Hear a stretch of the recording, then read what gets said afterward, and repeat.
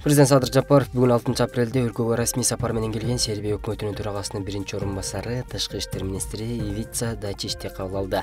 Эки тараптуу кызматташтыктын учурда кабыл жана келечеги боюнча пикир алмашуу болду. Мамлекет башчысы эки өлкөнүн ортосунда саясий, экономикалык жана маданий гуманитардык өзара аракеттенүү үчүн олуттуу потенциал бар экенин белгиледи.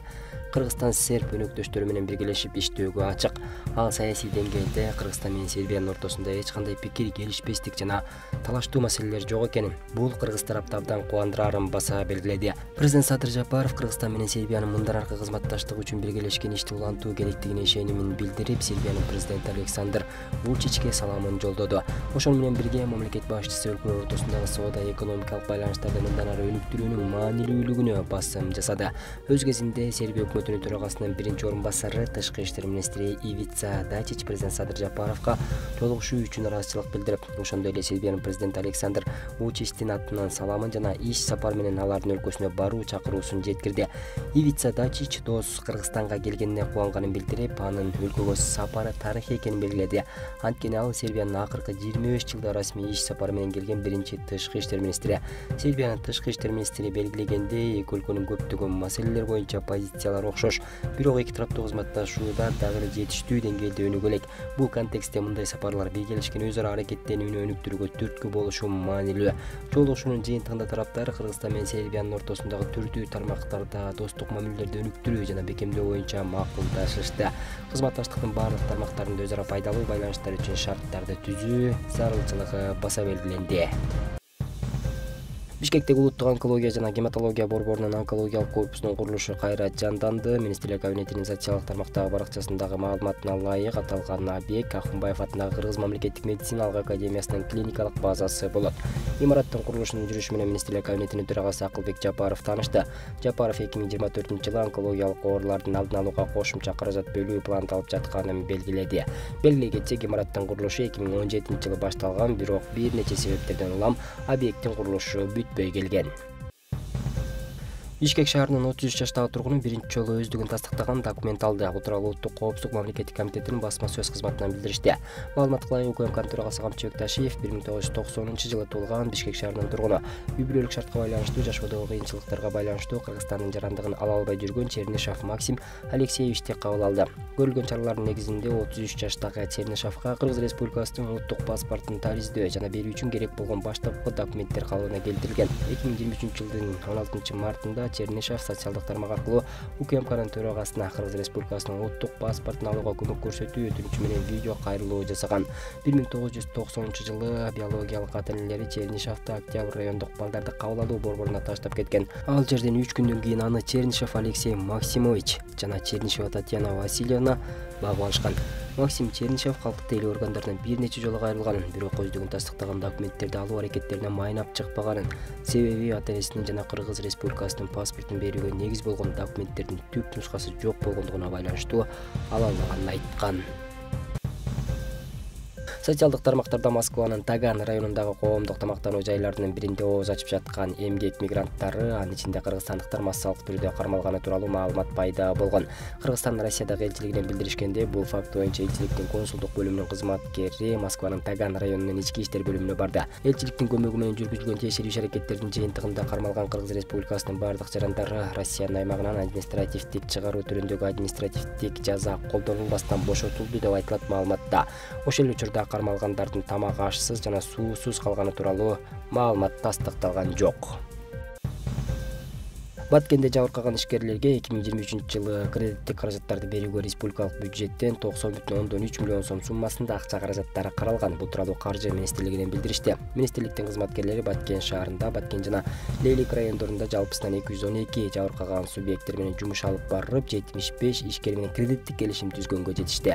Учурда калган ишкерлер менен кредиттик каражаттарды берүү максатында белгиленген иштер жүргүзүлүп жатат. Эске салсак, 2022-жылдын 14-17 сентябрында Тажикстан Кыргызстандын аймагын басып алууга максатында Баткен облусунун жана Ош облусунун Чоң Алай районунун чек ара заставаларына жана калктуу конуштарына куралдуу кол салган. Тажикстандын куралдуу кол салуусунун кесепетинен Кыргыз Республикасынын саламаттык сактоо министрлигинин акыркы маалыматтары боюнча 63 адам курман болуп, 198 адам жабыркаган. Ошондой эле турак жайлар, социалдык объектилер талкаланган. Мамлекеттик салык кызматынын кызматкерлери камералдык текшерүү методу менен Бишкек шаарындагы жана Чүй облусунун Аламүйдүн районундагы ВИП шаарчылардын тургундарынын кыймылсыз мүлк салыгын төлөгөндүгүн текшеришти. Мамлекеттик салык кызматынан билдиришкендей, 10 күндүн ичинде 799 турак үй текшерүүгө алынды. Жыйынтыгында 287 үйдүн ээси 3,5 миллион сомдон ашык суммада мүлк салыгын төлөбөгөндүгү аныкталган. Анын 109 турак жайга, 178 үйдүн жанындагы участокко мүлк ээлери бюджетке 1 миллион сомдон ашык сумма төлөшкөн. Эскерте кетсек, жыл сайын 1-сентябрга чейин турак жайга, үй алдындагы короо жай жана бакчалык жер участоктарына мүлк салыгын төлөө зарыл. Мыйзамга ылайык, эгерде менчик ээси белгиленген мөөнөттө салык төлөбөсө, анда салык милдеттемесинин негизги суммасынан тышкары административдик айып болду. Ошондой эле ар бир кечиктирилген күн үчүн тууралуу төлөөгө аргасыз болот. Бул багыттагы иштер дагы улантылат. 2022 жылы Кыргыз темир жолу мамлекеттик ишканасы тарабынан 8 миллион 22 миң тонна жүк ташылган. Бул тууралуу ишкананын басма сөз кызматы билдирет. Маалыматка ылайык, жүк ташуу 2021 жылга салыштырмалуу 361,5 миң тоннага көбөйгөн. Ошондой эле 2022 жылы компания 268,687 жүргүнчү ташыган. Анын 254,415 өлкө ичиндеги жүргүнчүлөр болсо, 14,272 эл аралык каттамдардын жүргүнчүлөрү. Эл аралык жүргүнчү поезддер 2022 жылдын 6-июнунан тарта каттай баштаган. Белгилей кетсек, 2022 жылы 17,319 чакырым темир жол оңдолуп, 11 жүргүнчү вагон капиталдык оңдоодон өткөрүлдү. Ошондой эле 239 вагон деполук оңдоодон өткөрүлгөн. Анын 12 жүргүнчү ташуучу, ал эми 227 жүк ташуучу вагондор. Эскерте кетсек, 2021-2022 жылдары 100 жүк ташуучу жартылай вагон сатылып алынган.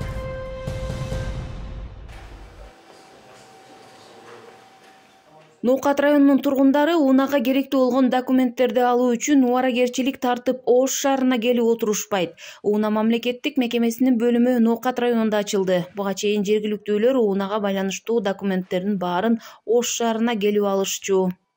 Ошко барганда очерет көп болчу. Бир күндө бүтпөйт эле да, 2 күнгө созулуп кетет эле. Биз алыс болгондуктан 40 чакырым да бизденчи. Белөлүктөн Ошко 40 чакырым. Ошо барып бир күндө бүтпөй калчу да, 2 күнгө созулуп кетчү. Ошо мына жерге ачылганда өтө сонун болду деп ойлойм. Жергиликтүүлөрдү түйшөлткөн дагы бир маселе алыскы жолдон тышкары кезек күтүп документ иштерин бир жумалап бүткөрүүгө да аргасыз болушкан. Алыс жолуну жакын кылды. Өтө көйгөйлүү маселесин чечилди бул жердечи. Себеби дегенде буга чейин биздин элибиз, карапайым калкыбыз Ош обласына барып, ал жерде ошончо бензин куй барышып, ал жерде очулга туруп, очул обедтен кийин келе турган болсо, обедиге неме кылышып, расход көп эле. Ошонун расходу азыр бул жерде жок болуп калды.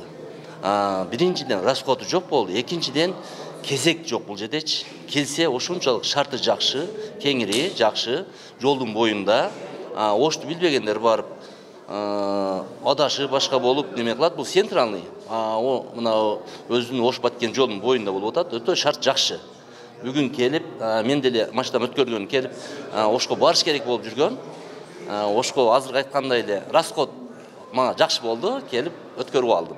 Ишкана бир жума мурун тесттик режимде иштеп баштаган. Бул аралыкта 150 автотранспорттук каттоо иштерин жүргүзүүгө үлгүрүштү. Мында 3 жумушчу орун түзүлүп, жарандарды тейлөө иштери жүрүүдө. Күнүнө 50 жаранды кабыл алышууда. Эми азыр билип атасыздар, транспорт көп. Элде технология өсүп атат. Ошонун арасында транспорт өсүп атат. Халктан дагы транспорт көбөйүп кетти. Ошон үчүн Ноокат эли дагы Ош регионунда экинчи калк саны боюнча. Транспорт саны боюнча дагы экинчи орунда турат. Кара Суудан кийин. Кара Сууга дагы мен өзүм ачканда биринчилерде болдум. Бир жыл мурда. Мына бул насип экен, бул жерге ачтык. Бир жума болду, Кудай кааласа иштегенибизге. Бүгүнкү күндө 150 жаран бизге кайрылды. Алар бардыгы жанагы суроолорун чечип алышты, өздөрүнүн машиналарын каттоодон өткөрүп алышты. Азыр билесиздер, проблема бир мезгилде болгон, давениш жок айдагангачы. Ошон үчүн көптөр давениш жок өткөрө албай атат бири-бирине. Штрафтар келгенде бири-бирине проблема болуп атат. Ошонун баардыгын чечип атабыз. Ноокат району боюнча 70 миң унаа катталган, анын 55 миңи жеке менчик унаалар. Белгилүү болгондой, унаа мамлекеттик мекемесинин бөлүмү Ноокат районунун гана тейлебей, Баткен областынын айдоочуларына да кызмат кылат. Ушул эле мекеменин жанына калкты тейлөө борборун ачуу пландалууда. Ош шаарында жайгашкан областык унаа ишканасы бар. Качан барсак ал жерде эл көп болот, кезек көп болот. Ошондуктан ушул Ноокат районунда бүгүнкү күндө 70 миң унаа катталыптыр да. Анын ушул 55 миңи жеке менчик экен, калган ушул 15 миң ушул мамлекеттик унаалар болуп эсептелет экен. Азыр мына 3-4 күн болуп тур ачылганына. Ачылгандан бери 4 күн ичинде мына 150 адам келип, бүгүнкү күндө ошолордун колдосун алып, өздөрүнүн документтерин каттатып кетиптир да. Бул азыр жаңы ачылып атат, мындан кийин дагы мен ойлойм көп болот. Бардык элдер аябай курсан болуп сүйүнүшүп атат. Себеби ушул Ошко барбастан ушул жерде кылайлы деп. Андан кийин ошонун жанына дагы биз ушул жанагы сонду дагы ачып берели деп азыр пландаштырып атабыз. Эгерде алдан ачылып калган болсо, ошол жанагы калкты тейлөө борбору дагы ушул жерде элди тейлейт деген ойлорубуз бар. Аталган ишкана Ноокат районундагы бир шаар 17 айыл өкмөттү тейлейт. Күнүнө 50 жаранды кабыл алууга үлгүрүштү. Мындан сырткары Ош облусунун аймагында УНА мамлекеттик мекемесинин 2 филиалынын ачылышы күтүлүүдө. Гүлжан Ажиматова, Бектур Калыбек уулу, Ош облусу. Ыйык орозо айында жерлерде кайрымдуулук иштери уланууда. Кыргызстан мусулмандар дин башкармалыгы менен биргеликте Ислам айым нуру кайрымдуулук фонду жана Мутакалим прогрессивдүү айымдар коому Бишкек жана Чүй региону боюнча мүмкүнчүлүгү чектелген инсандарга, бөбөктөргө арналган кайрымдуулук иш-чарасын өткөрдү. Аллах разы болсун, ушул бүт дастаркондорун, ушул мейман достугун дайым ушинтип көрсөтүп турат.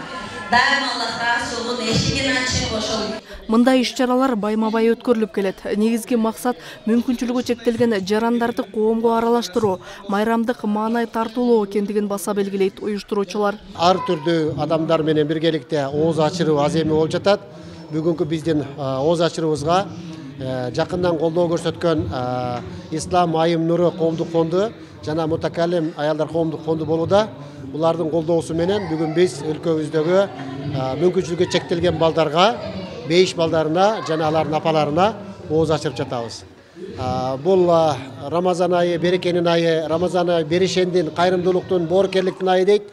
Жана ошондой эле Рамазан бул мындай бир шан шөкөттүн, бир өзүнчө эле бир ар күнү майрам болгон ай болгондон кийин ошол коомубуздун бардык катмары ушул майрамдын маани маңызын түшүнүп жетсин, анын берекесинен, шарапатынан бардыгы даамсызсын деген максатта ошондой дасторкон жайып, ошол бейиш балдары менен биргеликте дасторкондо отуруп ооз ачып, аларга мындай кызыктуу оюн зооктарды уюштуруп, апаларына ошол диний бала диндеги таалим тарбия, бала тарбиянын маңызы жөнүндө айтып берип, максат балдардын көңүлүн көтөрүү, энелерди эс алдыруу. Мына ушундай эки иш-чара биргеликте өтүп жатат. Учурдан пайдаланып бардык бүгүнкү ооз ачарды уюштурууга демөөрчүлүк кылган бардык жарандарга ыраазычылык билдиребиз. Алла өзү билет. Бардыгынын жакшы сыйлык жазаларын беришин тилеп кетмекчибиз. Ооз ачыруу кечесинде бөбөктөрдү жана кеченин катышуучуларын улуу Рамазан айы менен жылуу куттуктаган дин алымдары кандай гана болбосун адамзатка берилген абал Аллах Таала тарабынан берилген сыноо экендигин айтып, ар бир сыноонун артында жакшылык бар экендигин айтышат. Муктаж адамдын, оорулуу адамдын кадырын өзү гана билет. Айтылат, ар бир адамдын башында алтындан тажы болот. Аны ооруган адам гана билет дейт. Ооруган адамдын көзүнө көрүнөт дейт. Ошого окшоп Кудай Таалам ушу ооруган адамдарга өзү ден соолук берсин. Ушу муктаж болгондорго кайрымдуу адамдарды Кудай Таалам Кыргызстаныбызда көбөйтсүн. Сиздер ошого мына өрнөк болуп, үлгү болуп атасыздар. Бул иш-чараны дагы келеңдетсеңиздер иншалла көп бир жакшылыктар болот. Качан биз bir musulman, ikinci musulmanın kızlarında jardamında olsa Allah Taala anın jardamında bolot deyt. Көптөгөн маселелер бар, сиздер жакшы билесиздер. Кудай Таалам сиздерге жар болсун. İftarlarınızda, розаларыңызда кабыл болсун, урматтуу туугандар. Рамазан айынын өзгөчөлүгү бул ар бир адамдын кылган ибадаты, бейиштин эшиги жабылып, ошол башы ийбеген жин шайтандар байланат. Ошон үчүн бул айда биз ошол соопчулук иштерди кылып алганга бул чоң мүмкүнчүлүк да биз үчүн. Анткени бардык адам пендеси ошо бейишке кирейин дейт. Ошо бейишке кириш үчүн ошол кадыр түндүн өзгөчөлүгү Куран түшкөн. Экинчи да өзгөчөлүгү бул ошол Лайлатул Кадыр Рамазандыкы ошол 83 жыл ибадат кылган түнгө барабар, ошон үчүн ошол түндөргө да Аллахым бизди жеткизип, соопчулуктарды жыйып, ошо рекит бейишке киргенге насип этсин. Уюштуруучу тарап аталган иш-чарага колдоо көрсөтүп, ар тармактан салым кошкон инсандарга ыраазычылык каттарын тапшырды. Турсунова Сидра айымды чакырабыз.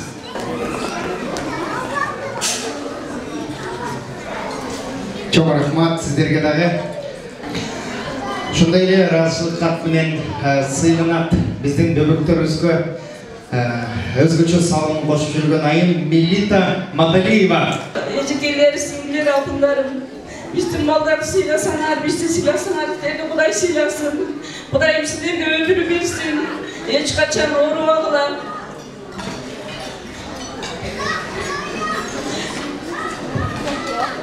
Кудайым бизге эмки шүгүрчүлүк кылып, эмки ушул Рамазан айында жолугушканга чейин баарыбыз аман бололуп, балдарыбыз аман болсун. Кудайым берген балдарым бар. Biz Kudayım suyunu verirken